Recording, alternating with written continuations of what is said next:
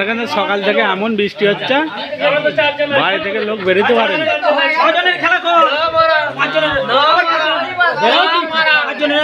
আর এরা ঝামেলা করছে, মারপিট করছে। আমি খেলবো, দেখ না লুটো খেলবো বলে ওরা মারপিট করছে।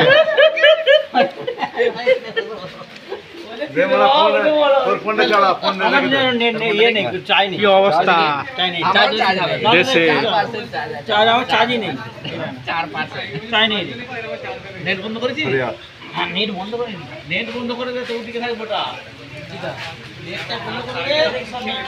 গার্লফ্রেন্ডকে গল্প করেই যাচ্ছে সারাদিন।